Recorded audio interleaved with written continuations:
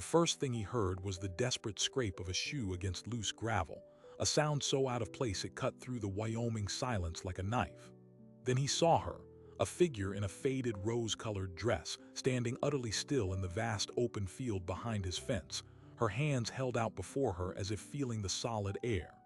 In that frozen moment, rancher Ben Shaw understood two things. She was blind, and she was lost on his land, miles from anywhere. What happened next would tie their lives together with a single, simple gesture, a gesture he would never undo. Her name was Alara Vance. 3 days earlier, she had buried her husband. Now, blinded by a sudden illness a year ago and utterly alone, she was miles from the nearest town, with no idea how she had gotten here. Ben Shaw was a man who had built his life on solitude, on the predictable silence of his land. In 60 seconds, that silence would be shattered forever, and a single act of guidance would begin a story no one saw coming. Ben moved slowly, the way one approaches a spooked animal. "Ma'am," he called out, keeping his voice low and even. She flinched, her head turning sharply toward the sound. Her eyes, a pale, milky blue, didn't find him. They stared through him. That's when he saw the raw terror on her face. It wasn't just the fear of being lost. It was the deeper, more profound fear of being utterly unmoored in a world you can no longer see. "My name is Ben Shaw," he said, stopping a good 10 feet away. "You're on my land. Are you hurt?" Her voice, when it came, was cracked from thirst and something else. "Grief. I don't know how I got here. I was on the road. I think I was on the road." Her hands were still outstretched, trembling. For the 7 million people in America living with a visual impairment, this is the nightmare scenario. The familiar mental map dissolves. Sound and touch become unreliable guides. Every shadow is a pit, every unknown sound a threat. Ben Shaw knew land, not people. At 35, he ran 600 acres of Wyoming grassland alone, a choice that was less about ambition and more about insulation. A failed engagement 8 years prior had sent him west, and he'd found a grim peace in the endless, predictable cycles of cattle and weather. Human complication was the one fence he refused to mend. Yet here it was, standing in his south pasture in a rose-colored dress. He took a careful step closer. "The nearest road is 3 miles east. You walked 3 miles across open country." "I heard water," she whispered, disoriented. "A creek." I followed the sound, but then it was gone. She was following audio cues, a common strategy. But in an unfamiliar landscape, sounds echo and deceive. A study from the Journal of Visual Impairment and Blindness found that in these situations, 67% of individuals will simply ask for help, but there had been no one to ask. "You're shivering," Ben observed, though the afternoon sun was warm. It was the shock. "I have a house just over that rise. I can guide you there." Her head tilted. The word guide hung between them. For someone recently blind, the loss of independence is a devastating second trauma. Accepting help means admitting vulnerability. Her pride warred with her palpable fear. Finally, her shoulders slumped. She gave one small, tight nod. This is where the story should have ended. A rancher leads a lost woman to his house, calls the county sheriff, and sends her on her way. But Ben Shaw, against every instinct that told him to maintain distance, did not just point the way. He closed the final few feet and did something that would alter the course of 2 lives. He didn't take her elbow, the standard guidance hold. He gently, carefully took her hand. Her fingers were ice cold. They tensed for a fraction of a second at his touch, a blind person's reflexive assessment of a new, unknown element. Then her grip tightened, not with force, but with a desperate, grateful anchor. In that simple clasp, a circuit was closed. A connection was made. He led her slowly across the field, describing the terrain. "Flat for about 20 paces, now there's a slight dip. Watch the gopher hole on your left." Inside his Spartan ranch house, he sat her at the kitchen table with a glass of water. In the full light, he could see the details. The fine, light brown hair coming loose from its tie. The simple wedding band on her left hand. The dark circles under eyes that saw nothing. Her name was Alara Vance. Her husband, Michael, a long-haul trucker, had been killed in a multi-vehicle accident on Interstate 80 just 3 days ago. The funeral was a blur. She had no family in the state. The landlord, she explained with quiet shame, had given her a week to vacate their apartment. She couldn't afford it alone. "And your sight?" Ben asked, leaning against the counter.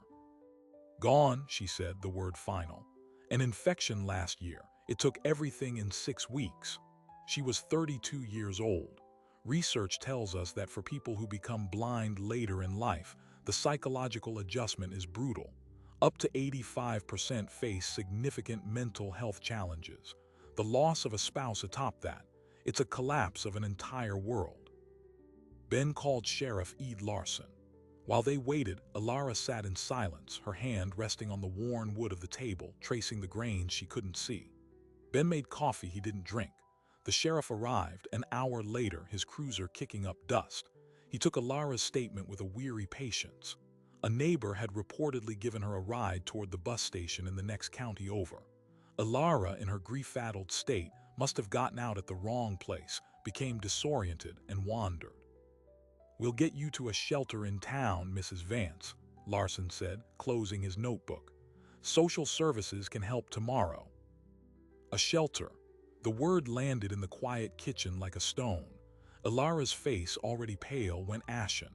The thought of a crowded, chaotic place, a labyrinth of unknown sounds and smells and people, was clearly a new terror. Ben saw it. He saw the way her hand, which had been tracing the wood, now gripped the edge of the table. The sheriff stood, ready to go. And Ben Shaw, a man who cherished silence and space, heard himself speak. "She can stay here tonight." Both the sheriff and Alara turned toward his voice. Larson raised an eyebrow. "Ben, you sure? That's a lot of—" "It's one night," Ben interrupted, his voice leaving no room for debate. "The couch is fine. It's quieter than a shelter." He wasn't sure why he was doing it. Some buried reflex, perhaps. The same reflex that made him fix a broken fence line even in the rain. You don't leave something broken in front of you. The sheriff shrugged, acquiescing to the simpler solution. After he left, the silence in the house deepened. Ben fixed up the living room couch with blankets. He made a simple meal. Alara ate little. As dusk fell, he helped her to the bathroom, describing the layout, placing her hand on the doorframe. It was intensely intimate, this clinical guidance through a stranger's private space. Yet she accepted it with a quiet dignity that disarmed him. He was about to retreat to his own room when she spoke from the darkened living room. "Why are you doing this?" He paused in the hallway. "Wouldn't be right not to." "Most people would have just called the sheriff and been done with it," she said. Her voice was clear now, piercing. "They'd do their duty and close the door." Ben was silent for a long moment. "Maybe I'm not most people." He lay in his own bed that night, staring at the ceiling, listening to the unfamiliar sound of another person's breathing in his house. He thought of her hand in his, that first contact, the immediate total trust of it. It had felt like holding a bird, fragile but alive with a frantic, trapped energy. He told himself he'd drive her to social services first thing in the morning. One night, a single act of decency. Then his life would return to its quiet, familiar orbit. But the next morning, as a prairie dawn bled pink and orange across the sky, Ben found Alara already awake, standing by the large kitchen window she couldn't see through, her face tilted toward the warmth of the glass. She looked less like a ghost. And when he announced the plan to drive her into town, she didn't argue. She simply nodded, that same resigned acceptance. He helped her into his truck, the same careful hand guiding her to the seat. They drove the 20 miles to Cedar Fork in a silence that wasn't uncomfortable. At the Drab County Services building, he led her inside. The waiting room was loud, echoing with crying children and blaring televisions. Alara's grip on his arm tightened involuntarily. The overworked caseworker, a woman named Linda, scanned Alara's information. Vance, she mumbled, clicking through her computer, her face changed. "Oh yes, I have a note here." She looked up at Alara with an apologetic frown. "Mrs. Vance, I'm sorry, the emergency shelter is full. We have a waiting list. It could be a few days." Ben felt Alara go rigid beside him. "A few days," she whispered. Budget cuts, Linda said with a shrug that wasn't meant to be cruel, just factual. We're over capacity. We can put you on the list and call you when something opens. Do you have somewhere you can go until then? The question hung in the stale, recycled air. Ilara had nowhere. Ben stood there, a silent witness to the architecture of collapse. No husband, no sight, no home, now no shelter. The system, overtaxed and impersonal, had presented its final bill. She was officially out of options. Ilara didn't cry. She just stood there, her sightless eyes aimed at the floor, her whole being shrinking in on itself. It was the quietest devastation Ben had ever seen. He looked at the caseworker. He looked at the crowded, hopeless room. He looked at Ilara Vance, the woman who had gripped his hand like a lifeline in a sunlit field. And for the second time in 24 hours, Ben Shaw made a decision that defied all his own rules. She has a place, he heard himself say, his voice flat and final. She's with me. Linda looked relieved. Ilara's head turned toward him, confusion and a flicker of desperate hope on her face. He didn't explain. He just took her hand again, the same way he had in the pasture, and led her back out of the building, away from the noise and the waiting list and the crushing weight of institutional failure. He helped her into the truck, got in himself, and started the engine. As they pulled out of the parking lot, Ilara finally spoke, her voice trembling.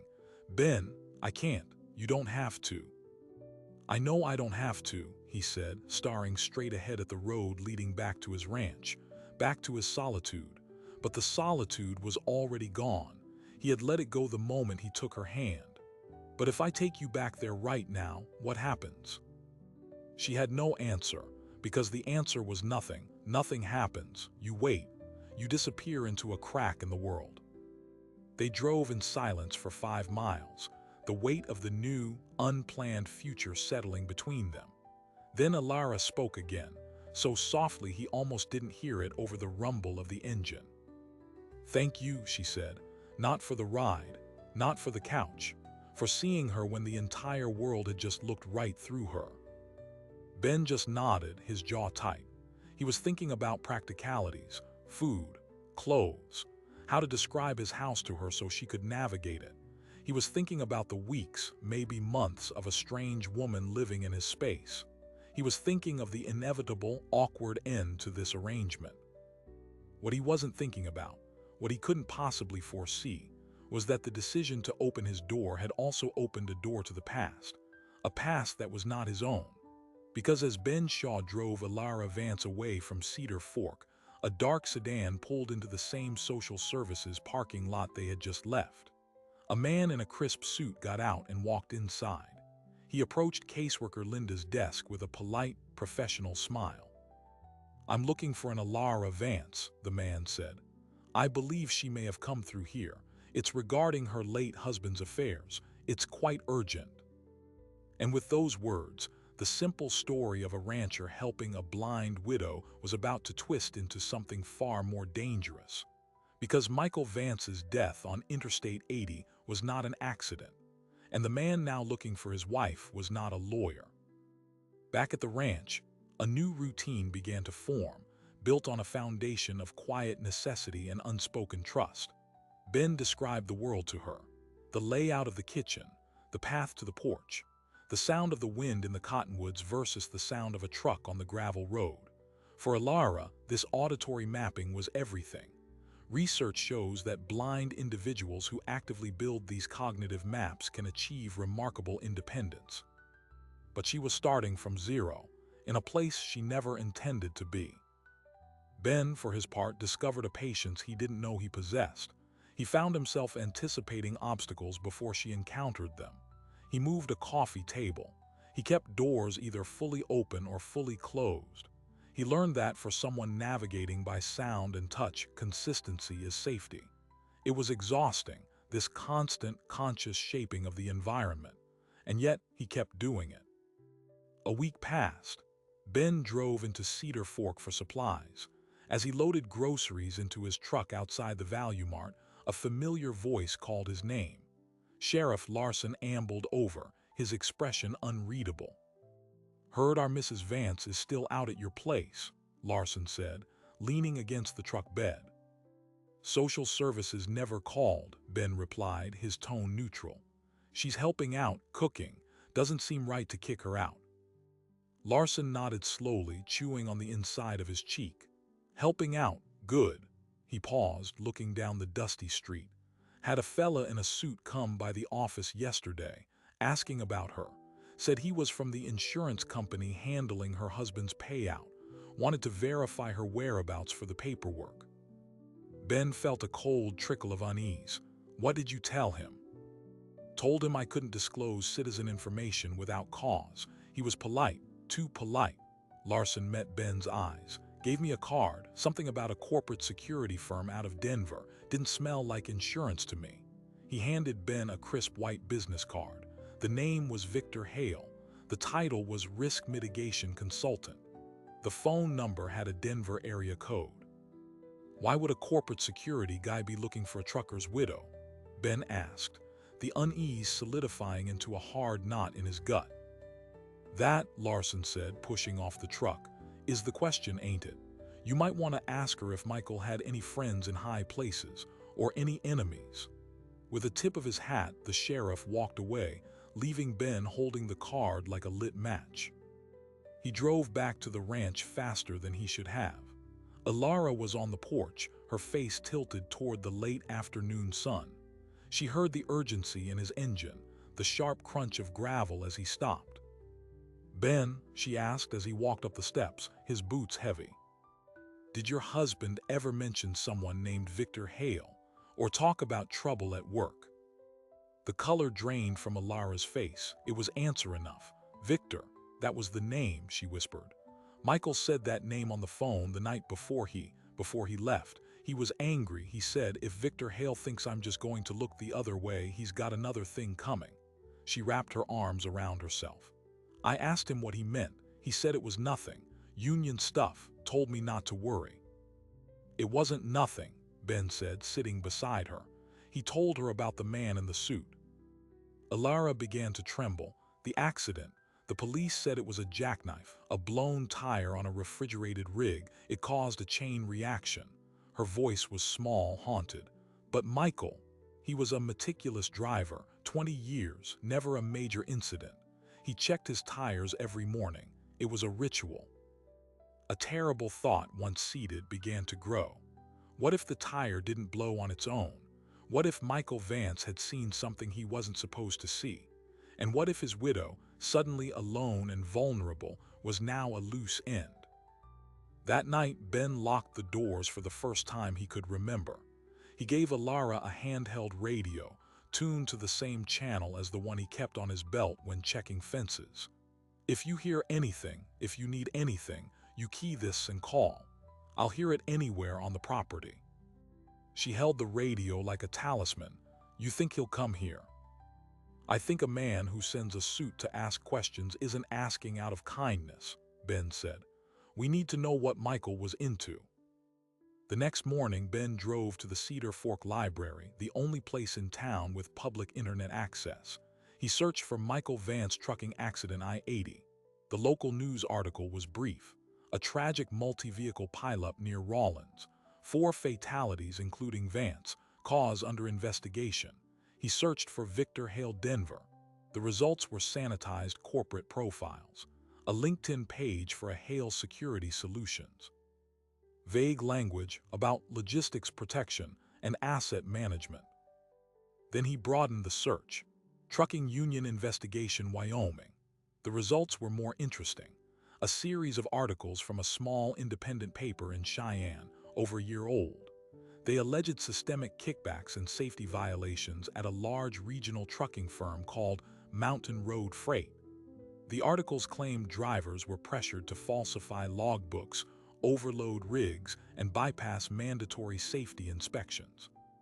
The reporter noted the company had hired a private security firm to, quote, manage its public profile. The security firm wasn't named in the article. Ben's fingers went cold on the keyboard. He cross-referenced. Mountain Road Freight had corporate offices in Denver. He searched the company's executive team. No Victor Hale listed. But then he searched Hale Security Solutions clients. A trade publication article listed them as providing comprehensive risk assessment for several transportation and logistics companies. One of them was Mountain Road Freight. The puzzle pieces snapped together with a chilling click. Michael Vance, a driver for Mountain Road Freight, had threatened a man named Victor Hale. Hale's firm was paid to protect the company's interests. Michael died in a suspicious accident. Now Hale was looking for Michael's widow. Ben printed the articles and drove home, his mind racing. This was no longer about providing shelter. This was about providing protection. He walked into the house to find Alara in the kitchen, her head cocked. "You're upset," she said. She couldn't see his face, but she could hear it in his breath, in the cadence of his steps. He laid the printed pages on the table and guided her hands to them. "It's about Michael's company," he said, and he told her everything he'd found. As he spoke, Alara's expression shifted from fear to a grim, sorrowful resolve. "He tried to tell me," she murmured, her fingers tracing the printed words she couldn't read. "The last few months, he was withdrawn, angry. He said the company was making them run illegal loads. Hours were being fudged. He said it was only a matter of time before someone got killed." She looked up, her sightless eyes wide with a new horror. "He reported it to the union, to the Federal Safety Board. He must have. And they found out." "This Hale isn't just tidying up paperwork," Ben said, his voice low. "He's tidying up witnesses." The radio on Ben's belt crackled to life. It was old Joe, his nearest neighbor, 3 miles down the valley. "Ben, you got company headed your way. Dark sedan, Colorado plates. Just turned off the county road onto your track. Didn't look like salesmen." Ben was on his feet in an instant. "How many, Joe?" "Just one fella driving, moving slow, looking." "Thanks, Joe." Ben looked at Alara. "He's here." Alara stood, her face a mask of terror. "What do we do?" Ben's mind, trained by years of managing livestock and land in emergencies, clicked into a cold, clear focus. "We don't answer, but we don't hide. We meet him on our terms." He took her hand. "Come with me and trust me." He led her not to the front door, but through the kitchen to the back porch, then off the side into the old, sturdy barn that stood 100 yards from the house. He guided her up the ladder to the hayloft, a place she'd never been. "You stay here. You be absolutely quiet. Do not come down no matter what you hear. Do you understand?" She nodded, gripping the radio he had given her. "Ben." "I'll be right back." He climbed down, pulled the ladder up behind him, and slid the heavy loft door closed, leaving it open just a crack for air. Then he walked out of the barn, leaving the main door slightly ajar, and positioned himself on the porch of his house, sitting in a wooden chair as if he'd been there all afternoon. The dark sedan appeared, rolling slowly up the drive. It stopped. A man got out. He was in his 40s, with close-cropped hair and the athletic build of someone who spent more time in a gym than an office. The suit was expensive but functional. This was not the polite inquiry from the social services office. This was the source. The man approached, a friendly smile on his face that didn't reach his eyes. "Ben Shaw," he called out. "That's me," Ben said, not standing up. "Victor Hale," the man said, stopping at the foot of the steps. He glanced around, taking in the property, the barn, the empty fields. "I understand you've been kind enough to look after Alara Vance. Her husband's employer, Mountain Road Freight, is eager to provide her with the survivor's benefits she's owed. There's been a clerical delay. I'm here to help expedite things." "That's mighty considerate," Ben said, his voice flat. "You can leave the paperwork with me. I'll make sure she gets it." Hale's smile tightened. "I'm afraid it requires her signature. In person, company policy. Is she available?" "She's resting," Ben said. "It's been a difficult time, you understand." "Of course." Hale's eyes flicked toward the barn, then back to the house. "Perhaps I could wait, or schedule a time for tomorrow. It really is quite urgent." Ben stood up now, a deliberate movement that emphasized the difference in their heights, in their frames. A rancher's solid build against a security consultant's lean muscle. I'll tell her you stopped by, Mr. Hale. She'll contact the company if she's interested. Now, if you don't mind, I've got chores before sundown." It was a clear dismissal. Victor Hale held Ben's gaze for a long, assessing moment. The friendly pretense evaporated, replaced by a cold, professional calculation. He nodded once. "I'll be in touch, Mr. Shaw." He turned, walked back to his car, and drove away just as slowly as he had arrived. Ben didn't move until the sedan disappeared in a cloud of dust. Then he let out a breath he didn't know he was holding. He walked to the barn, lowered the ladder, and climbed up. Alara was sitting exactly where he'd left her, her arms wrapped around her knees. "He's gone," Ben said. "What did he want?" "He wants you to sign for benefits. He wants to know where you are up close." Ben sat beside her in the hay. He saw everything, the house, the barn. He knows the layout now. "What do we do?" Alara asked again, the question now carrying the weight of true peril. Ben looked at her, at the dust motes dancing in the sliver of light from the loft door, illuminating the fear on her face. He thought of the vast, empty land around them which had always been his refuge. It was now a territory to be defended. "We get ahead of it," he said, a plan forming in his mind. "We find out what Michael had, evidence, notes, anything he might have hidden. If this Hale is willing to come to my door, then what Michael knew is real and it's dangerous. And we're going to find it before they do." The problem was, Alara had no idea what to look for. Michael's personal effects from his truck had been returned to her in a single cardboard box after the accident. It had sat unopened in a storage unit in Casper, a city over 100 miles away, a monument to grief she couldn't bear to face. "We have to go there," Ben said the next morning. "If he hid something, it could be in his things from the rig." Alara shook her head, a wave of panic crossing her features. I can't go through that box, not yet." "You won't have to," Ben said, his voice gentle but firm. "You'll tell me what to look for. I'll do the looking." It was a violation of her private sorrow, and they both knew it, but the man in the suit had made it a necessity. They drove to Casper in a tense silence. Ben had brought his rifle, laid across the back seat of the truck. Alara listened to the world outside, her head tilted, interpreting the sounds of increasing traffic, the shift from open country to town. For a blind person, these sonic landmarks are critical for building a mental map, but now they only signaled increased exposure. The storage facility was a sprawling, impersonal place of corrugated metal units. Ben rented a locker for an hour, not wanting to open the box in the open alley. Inside the small, echoing space, he lifted the sealed cardboard box onto a makeshift table of stacked crates. The word VANCE was written on the side in black marker. Alara stood a few feet away, her arms wrapped tightly around herself, as if holding her composure together. Ben slit the tape. The smell that wafted out was a heartbreaking mix of cheap coffee, diesel, and Michael Vance's aftershave.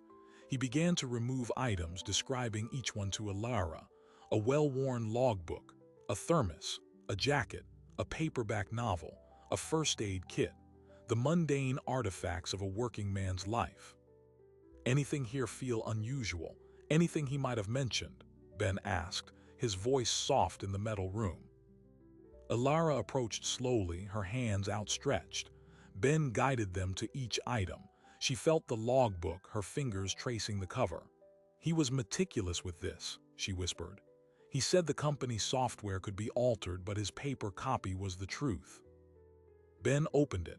The entries were neat, detailing routes, hours, rest breaks, but in the margins of the last few weeks there were tiny, almost cryptic notations, letters and numbers: MRFWYSEC, 4500 LB, variants, Thermicking temp log +5, seal hash mismatch B load. It was a record of discrepancies, of things that shouldn't be. At the very back of the logbook, tucked into the spine, was a small, folded piece of thermal paper like from a credit card machine. Ben unfolded it. It wasn't a receipt. It was a poor-quality photocopy of a shipping manifest. The cargo listed was machine parts, but handwritten in blue ink in the margin were two words: "not parts." and a string of numbers that looked like a bank account. At the bottom, a signature, not Michael's. The name was smudged, but the title was clear: Foreman, MRF Terminal 3. Ilara, Ben said, his pulse quickening. Did Michael ever talk about the cargo, not just the weight, but what was inside? She nodded slowly, her brow furrowed in concentration. He said sometimes the paperwork didn't match the feel of the load. He said once, a load marked agricultural equipment shifted in a way that sounded like metal containers. He thought it was strange. Ben stared at the manifest. Not parts. What were they moving? Contraband, weapons, drugs. This wasn't just about falsified logs. This was about using a nationwide trucking network to move something illegal under the guise of legitimate freight. And Michael Vance had gotten proof. They needed to move. Ben carefully repacked the box but kept the logbook and the folded manifest. He rented the storage locker for another month, leaving the box there as a decoy. As they drove out of Casper, Ben watched his mirrors constantly. Every sedan was a potential threat. Back at the ranch, they pored over the documents. The bank account number was the key, but it was useless to them. They needed someone who could trace it, someone who could understand what they'd stumbled into. Ben thought of Sheriff Larson, but this was beyond a county sheriff's purview. This needed federal attention. But walking into an FBI field office with a blind widow and a photocopy, it felt like painting a target on their backs. That's when Ilara remembered a name. Michael had a friend, another driver, Leo Gutierrez. He was let go from Mountain Road about 6 months ago. Michael said it was because he asked too many questions. He said Leo was connected, had a brother who worked for the Department of Justice in Denver. It was a thread, however thin. Ben found a listing for a Leo Gutierrez in Cheyenne. He called from the landline, a call that couldn't be easily traced back to his cell. A wary voice answered. Ben kept it vague. "My name is Ben. I'm a friend of Ilara Vance. We found some of Michael's things. We think we found what he was looking at." There was a long silence on the line. Then Leo spoke, his voice low. "You have the manifest." Ben's blood ran cold. "How did you know?" "Because Michael told me he had it. He was scared. He was going to send it to me for safekeeping. He never did." Leo's voice turned urgent. "Listen to me. You have to get it to the right people, not the local cops, not the union. The company has ears everywhere. They have a guy, a fixer named Hale. He's not just security, he's former intelligence. He makes problems disappear." "He already found us," Ben said quietly. The line went so quiet Ben thought it had disconnected. Then Leo spoke again, his tone grave. "Then you have no time. You need to get to a man named Arthur Flynn. He's retired now, but he was a federal investigator for the Surface Transportation Board. He lives in Laramie. He's the only one I trust who knows how to handle this. He tried to investigate Mountain Road 2 years ago. They buried him in paperwork and threatened his family. He'll know what to do." Leo gave Ben an address and a warning. "Don't trust anyone. Assume you're being watched. If you have her, the widow, they will not stop. She's the liability now. She's the proof Michael talked to someone at home." Ben hung up, the weight of the warning crushing the air from the room. Ilara had heard his side of the conversation. "What do we do?" she asked for the 3rd time, but now the question was etched with a fatalistic dread. "We go to Laramie," Ben said. "Tonight." It was a 2-hour drive. They would take back roads. They would leave under the cover of darkness. But Victor Hale was not a man who waited. As Ben and Ilara hastily packed a single bag, a vehicle approached the ranch. Not a sedan this time, an unmarked, rugged SUV. It didn't come up the main drive. It came across the lower pasture, lights off, using the terrain for cover. Old Joe, the neighbor, didn't see it this time. Ben saw the dust plume from the window. "They're here," he hissed. "Now." He grabbed the logbook and manifest, shoved them into an inner jacket pocket. He took Ilara's hand. "We go out the back, to the truck. Don't say a word, just move." They slipped out the rear door into the deepening twilight. Ben's truck was parked behind the barn, partially hidden. They were 50 feet from it when a voice cut through the quiet. "Mr. Shaw, we just want to talk." It was Hale. He and another larger man were moving around the side of the house, tactical flashlights sweeping the yard. They had split up. "Run," Ben whispered to Alara, and they broke for the truck. A flashlight beam caught them. "Stop." They didn't. Ben shoved Alara into the passenger seat, dove into the driver's side, and turned the key. The old engine roared to life. He threw it into reverse, spinning the wheel. As he swung the truck around to face the lane out, the larger man appeared in front of them, not with a gun, but with a heavy tire iron in his hand. Ben didn't stop. He accelerated. The man dove aside at the last second, and the truck careened down the dirt track, headlights off, Ben navigating by memory and the faint glow of the rising moon. In the side mirror, he saw the SUV's lights flare to life behind them, kicking up a tornado of dust. They were in a running battle across his own land. Ben knew every dip, every curve of the track that led to the old county road. The SUV, more powerful, gained on them. Alara braced herself against the dashboard, her face a mask of terror, completely blind to the chase unfolding around her, experiencing it only through violent lurches, the scream of the engine, and Ben's tense silence. They hit the county road, tires screeching on asphalt. Ben flicked the headlights on and pressed the accelerator to the floor. The SUV matched their speed. A mile down the road, at a narrow bridge over a dry wash, Ben made his move. He slammed on the brakes, cut the wheel hard, and skidded into a side road that was little more than a dirt path leading up into the foothills. It was a risk. If the SUV followed, they were trapped on a dead-end track. The SUV shot past the turn, its brakes lighting up red as it realized the error. It began to reverse. Ben drove up the dark, rocky path as fast as he dared, the truck bouncing violently. He drove for 5 minutes, then killed the lights and engine behind a thick stand of pines. They sat in absolute darkness, listening. The sound of the SUV's engine grumbled somewhere below them on the county road. It didn't turn up the path. After a few minutes, the sound faded. They had lost them, for now. Alara was shaking uncontrollably.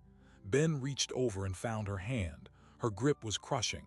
"They tried to kill us," she breathed. "They tried to stop us," Ben corrected, his own heart hammering against his ribs. "Next time they won't try, they'll do it." He looked at her pale, determined face in the gloom. The quiet widow was gone. In her place was a woman fighting for her life and for the truth her husband died to uncover. He started the truck again, but didn't turn on the lights. Using the moon's faint gleam, he navigated the ridge roads, moving west instead of south toward Laramie. They needed to circle wide to disappear for a few hours. The direct route was now a trap. As they drove, Alara spoke, her voice strangely calm. "You should leave me at the next town, Ben. Take the evidence and go to that investigator. I'm slowing you down. I'm a liability." She meant it. It was the logical, brutal calculation of someone who believed her life was already forfeit. Ben stared ahead at the dark ribbon of dirt road. He thought of his empty, silent house. He thought of the predictable loneliness he had called peace. Then he thought of the feel of her hand in his that first day in the field. Not a burden, an anchor. "No," he said, the words simple and absolute. "We started this together. We finish it together." He wasn't just protecting her anymore. They were partners in this flight. The gesture that began with taking her hand had become a pact. And that pact was about to lead them into a confrontation that would test every instinct Ben had and force Alara to use her blindness not as a weakness, but as a weapon. They arrived in Laramie just before midnight, circling the quiet residential streets for 20 minutes before Ben finally parked a block away from Arthur Flynn's address.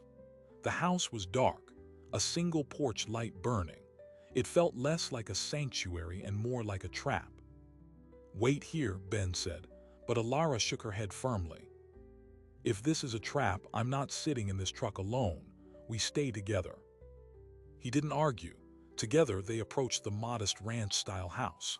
Ben rang the bell. After a long moment, an interior light came on. The door opened a crack, secured by a chain. An elderly man with a neatly trimmed white beard and wary eyes peered out. "Arthur Flynn?" Ben asked. "Who's asking?" "Leo Gutierrez sent us. We have something from Michael Vance." The name did its work. The chain rattled and the door opened fully. Arthur Flynn, retired federal investigator, took in the sight of them, the dusty, tense rancher and the blind woman clinging to his arm. He sighed, a sound of deep resignation. "You'd better come in, and close the door behind you." The living room was a museum of a career spent fighting bureaucratic wars. Filing cabinets lined one wall. Boxes of documents were stacked neatly. Flynn listened in silence as Ben laid out the story, from Alara wandering onto his land to the chase hours earlier. He then placed the logbook and the folded manifest on Flynn's coffee table. Flynn put on reading glasses and examined the documents with the care of a bomb technician. When he looked up, his face was grave. "This isn't just about falsified logs or moving contraband," he said, tapping the manifest. "This shipment, this routing, Mountain Road Freight has a contract with the Department of Defense. Small-scale, non-sensitive materials, or so it was supposed to be." He looked at Alara. "Your husband didn't just find evidence of fraud. He found evidence of a sanctioned theft ring operating inside a government supply chain. These machine parts were likely high-grade electronics, military-spec components, sold on the black market. The bank account number is the payout." The scope of the corruption turned the room cold. This wasn't a company cutting corners. It was a criminal enterprise with a federal contract, protected by a former intelligence operative like Hale. "You have to take this to your old contacts," Ben urged. "The FBI, the Inspector General." Flynn gave a bitter, hollow laugh. "And say what? That a dead trucker's logbook brought to me by a rancher and a blind woman proves a conspiracy that my own formal investigation couldn't touch. They buried me once. They'll discredit you twice." He leaned forward, his elbows on his knees. "But there is one person, a prosecutor in the U.S. Attorney's Office in Denver, young, ambitious, not yet woven into the old networks. She's been looking for a thread into Mountain Road for a year. Her name is Carolyn Reese. If you can get this to her directly, with a sworn affidavit from me authenticating the evidence, she might be able to move fast enough." It was a plan, but it required getting to Denver, over 100 miles away, with Hale actively hunting them. Flynn agreed to draft and sign an affidavit immediately. As he typed at an old computer in the corner, Ben stood watch at the window. Alara sat perfectly still on the couch, listening to the frantic click of the keys. "They're here," Ben said softly, his body going rigid. A dark SUV, lights off, had just rolled to a stop 2 houses down. Flynn didn't look up from his typing. "Back door, through the kitchen, leads to the alley. My car is the green sedan. Keys are on the hook." His voice was calm, practiced. This was a man who had lived with threat for a long time. "You're coming with us," Ben said. "No," Flynn said, finally printing the document. He signed it with a flourish. "I'm the distraction. They see my car leave, they follow. You take your truck, go the other way." He handed the affidavit to Ben. "Get to the federal building in Denver. Ask for Reese. Don't stop." It was a sacrificial play. Ben took the paper. There was no time to argue. He grabbed Alara's hand and they moved through the dark kitchen, out the back door into a small, fenced yard. They could hear the front doorbell ring, followed by a sharp, authoritative knock. They slipped through the gate into the alley. Ben's truck was a block away. They had to move in the open. They were halfway there when a voice cut through the alley behind them. "Shaw, it's over." Ben turned. Victor Hale stood at the mouth of the alley, illuminated by a distant streetlight. He was alone. His hands were empty, held up slightly.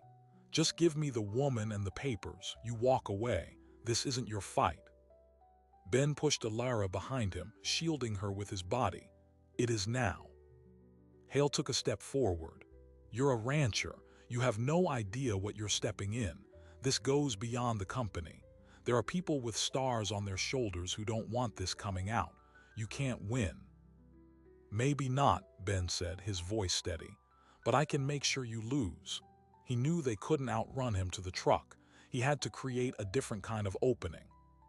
He whispered to Alara, so low only she could hear. "When I move, you run to the truck. Don't stop. Get in, lock the doors." "Ben, no." "Do it." Ben charged, not at Hale but at a stack of plastic garbage bins to the side of the alley. He hit them with his shoulder, sending them clattering and rolling directly into Hale's path. As Hale sidestepped the mess, Ben closed the distance. He wasn't a trained fighter, but he was strong, fueled by adrenaline and a desperate need to create seconds. He threw a punch. Hale blocked it easily, but the force of it staggered him back a step. That was all the time Ben needed. Now Alara. Alara ran. She didn't see the alley. She didn't see the obstacles. She ran toward the sound of Ben's voice, then past it, toward the remembered location of the truck, her hands outstretched, her heart hammering.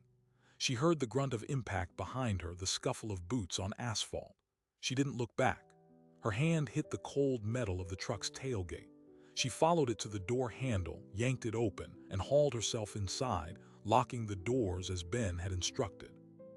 In the alley, Ben was losing. Hale was efficient, brutal. A sharp blow to the ribs stole Ben's breath. A knee to the thigh buckled his leg. Ben went down on one knee. Hale stood over him, breathing hard. "Where is it?" he demanded. Ben looked past him toward the truck.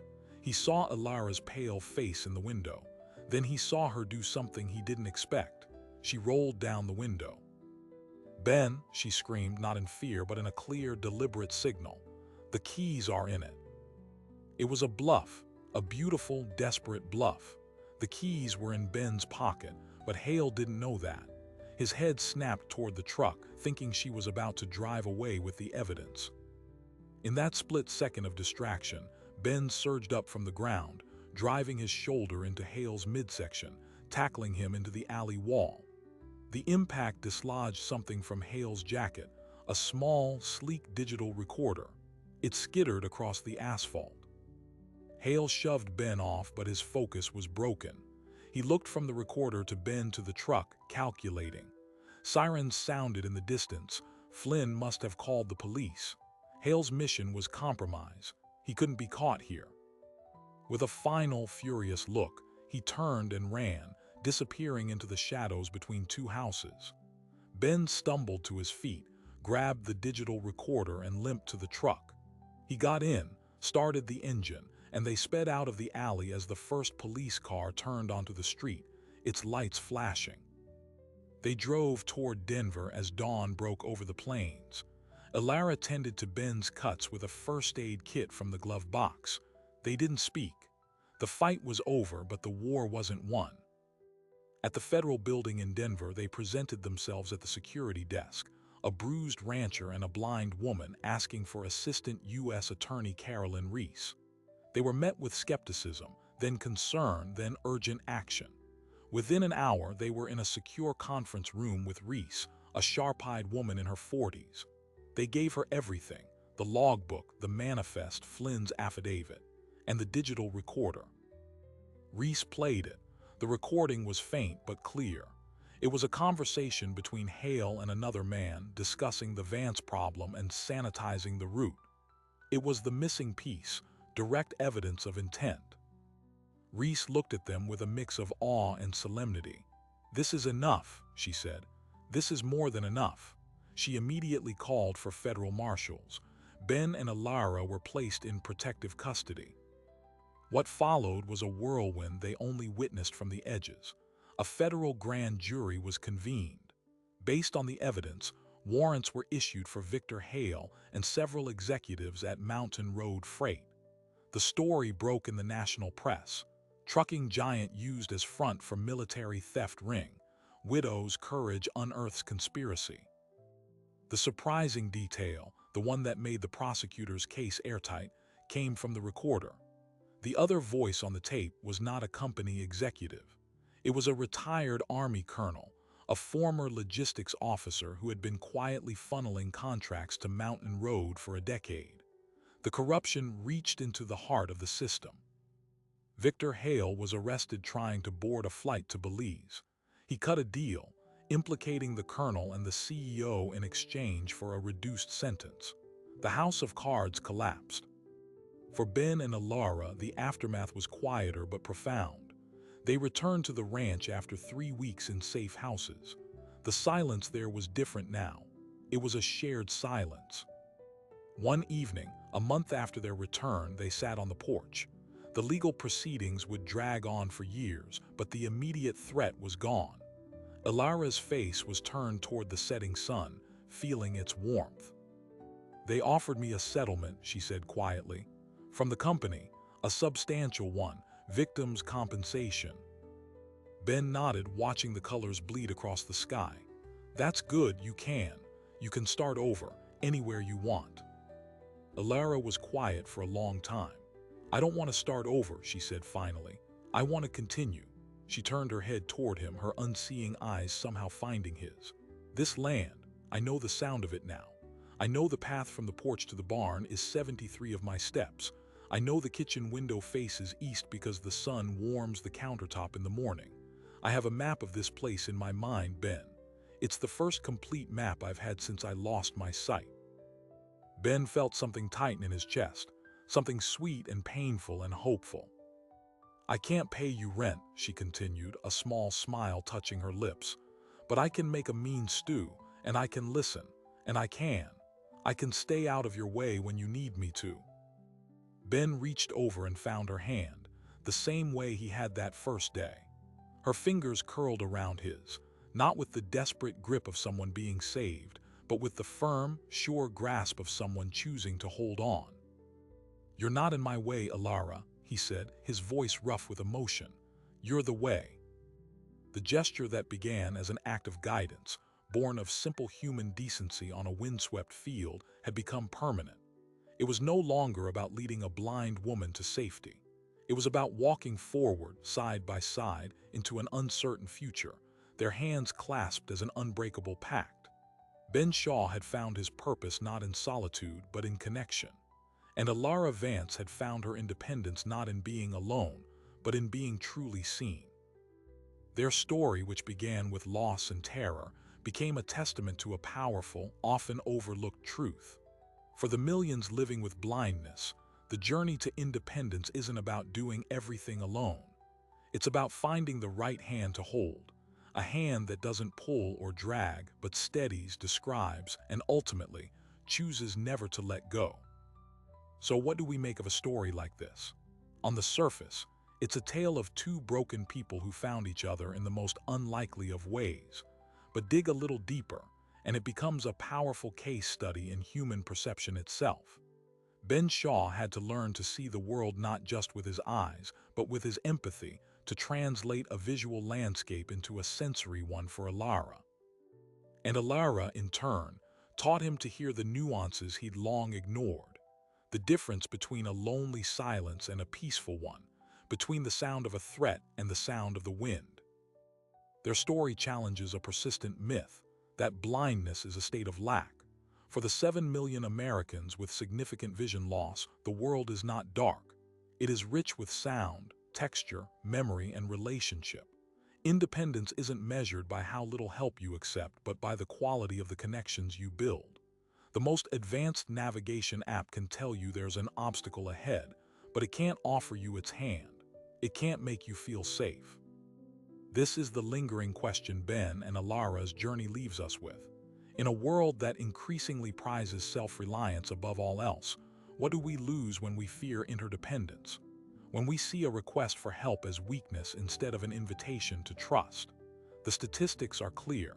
Isolation is a crisis, and for those with disabilities, it can be deadly. But the solution isn't just more programs or more technology. It's the ancient, simple courage to reach out and the wisdom to know when to hold on. Ben and Alara still live on that Wyoming ranch. Alara has become an advocate for adaptive training for the newly blind. Ben still tends his cattle, But now he does it with a partner who knows the land by the scent of sage after rain and the specific sound of his footsteps returning home. The gesture that became permanent was never about dependency. It was about mutual navigation. It was about two people, each missing a piece of their world, discovering that together they could make a whole one. If this story moved you, if it made you think about the unseen maps we all navigate every day, then do me a favor. Hit that subscribe button and ring the notification bell. We tell human stories like this every week, stories of resilience, of unexpected connection, of the quiet heroes living among us.